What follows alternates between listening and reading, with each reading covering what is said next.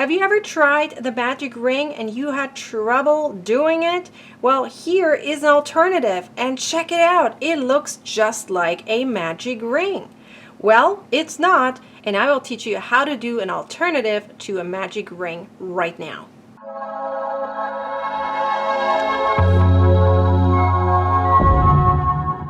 Hi, my name is Nikki and I'm the creator of Nikki's Homemade Crafts. In order to do the alternative to a magic ring, you simply make a slip knot right there, and now we're going to chain 4. You can also do 3 if you have less stitches to add in the middle, but it doesn't really matter in this case.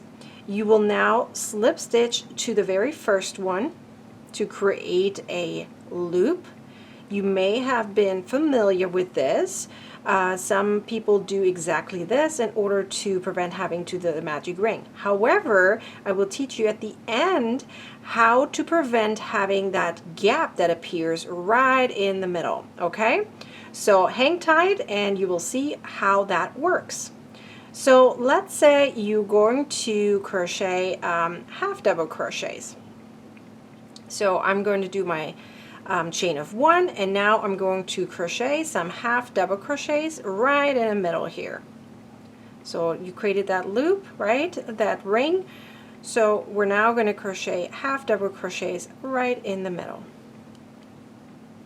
So as you can see, I'm actually carrying my yarn with me at the same time, so just make sure it's carried while you do your stitches, okay?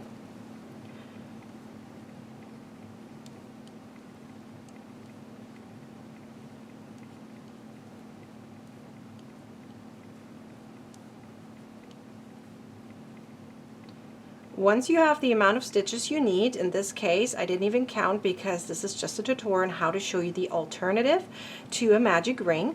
Now I'm going to slip stitch to my first stitch and combine it to make it a ring. Now as you can see, you have that hole in the middle, which you may be familiar with if you usually make that kind of ring first and then you do your stitches around it. But nobody really likes that hole, especially for beanies or hats. So let me now show you what to do in order to prevent this hole from staying right there. So I'm gonna just let my yarn go over here and turn it around. So as you can see, I carried my yarn at the same time as I did the first round, okay?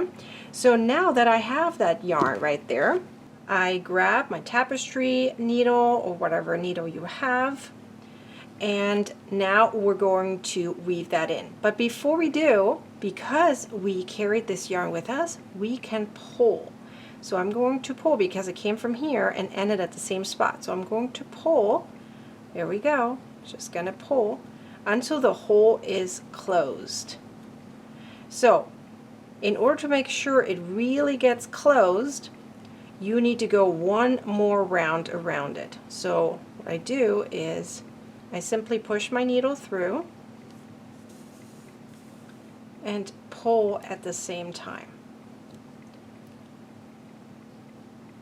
So I'm going to go all the way around until I reach the beginning again, which is right here. And as you can see, because I went 2 rounds around it, I pulled really tight to make sure the hole is closed. It looks just like a magic ring. Now, ideally you make a knot. That's what I usually do, but you can do it without a knot. I do a knot right here because it's typically kind of hidden when you do it a little low. And you make a teeny tiny one. I like making a double knot just to make sure that it really does not unravel. And to make sure that my knot is not showing, I'm going to weave in my end over here a little bit further. And then you have it ready to go.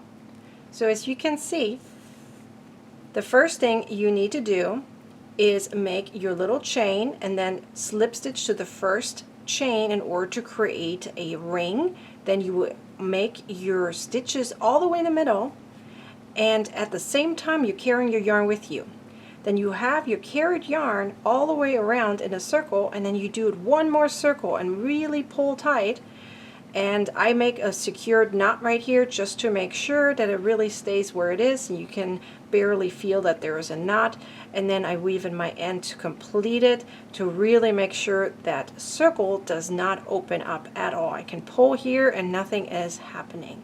So this is how you do the alternative to a magic ring. If you really have trouble doing the magic ring, I would suggest doing this technique right here, and you will have no trouble making your rings in the beginning look perfect and pretty, and they won't open right there. Please leave a comment below and let me know if this tutorial was helpful. Remember, there is a whole bunch of crochet community going on in the question box down there. Be sure to give it a like and subscribe below to my YouTube channel. Turn on the bell so that you get a notification the next time I'm live or publish a new video. I'm pretty sure you don't want to miss these ones.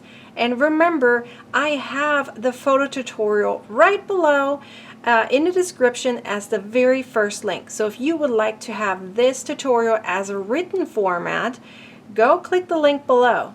So until then, I'll see ya. Bye.